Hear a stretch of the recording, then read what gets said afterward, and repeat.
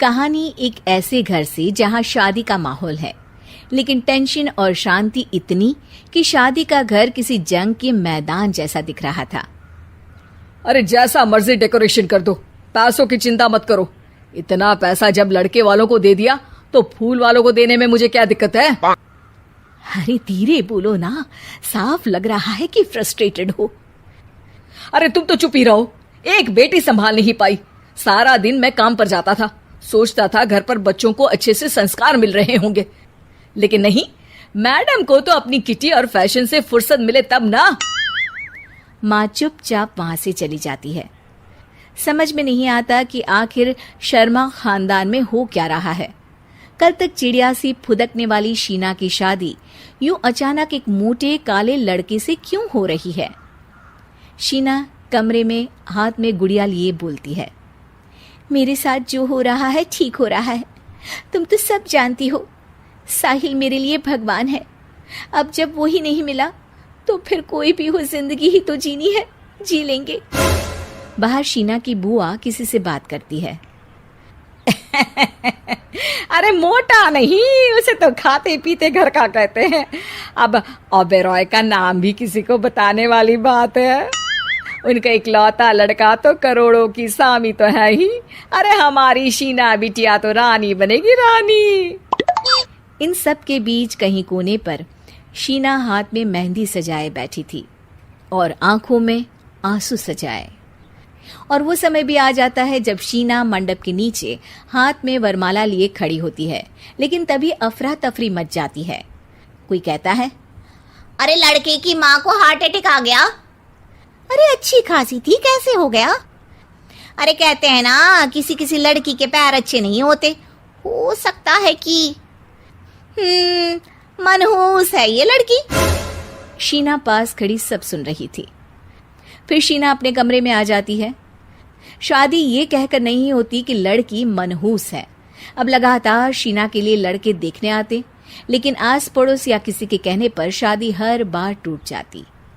लेकिन एक दिन, अंकल, मैं काफी दिनों से आपसे मिलने की कोशिश कर रहा था, लेकिन हिम्मत नहीं हो पा रही थी। अरे बेटा, हिम्मत तो हमारी टूटी पड़ी है। वैसे कौन हो तुम? मेरा नाम साहिल है अंकल। मैं शीना से प्यार करता हूँ और उसी से शादी करना चाहता हूँ। अरे अब तो किस जात के हो ये भी मायने नहीं रखता। बेटा, मेरी बेटी मनहूस है। ये सब कहते हैं कि इसीलिए उसकी शादी नहीं हो पा रही। अगर तुम शादी करने को तैयार हो तो ठीक है। शीना की शादी साहिल से हो जाती है। अगले दिन साहिल की माँ का देहांत हो जाता है और एक बार फिर लोग शीना को अपशकुनी कहने लगते हैं। अरे खा गई दीदी को ये।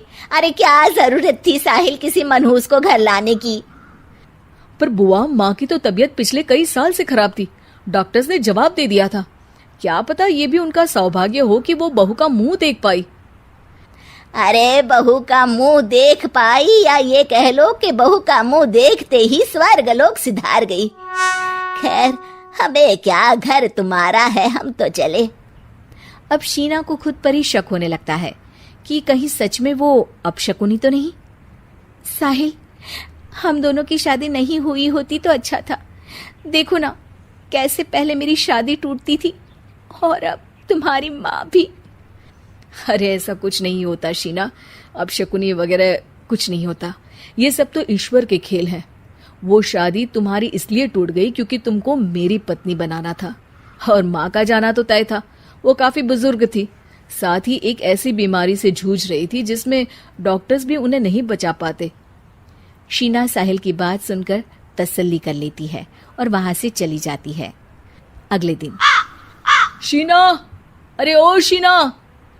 क्या हुआ? उफ, कहीं फिर मेरी वजह से कोई नुकसान? अरे नहीं नहीं शीना, तुम जानती हो, जिस प्रॉपर्टी के केस को हम बरसों से लड़ रहे थे उस पर फैसला आ गया, वो भी हमारे हक में। अब हम करोड़पति हो गए शीना। शीना शांत रहती है। अरे क्या हुआ? करोड़ पत्नी बनकर तुमको खुशी नहीं हुई? शीना की आंखों में पानी आ जाता है। चलिए जी, कुछ तो अच्छा हुआ मेरी जिंदगी में आकर आपके साथ। साहिल शीना को गले लगाकर कहता है, मेरी नई नौकरी भी तुम्हारे ही आने से लगी। ये प्रॉपर्टी का केस जीता। सब कुछ तो तुम्हारे आने के बाद ही हुआ, फिर तुम मनहूस कैसे? ये सुनकर शीना खुश हो जाती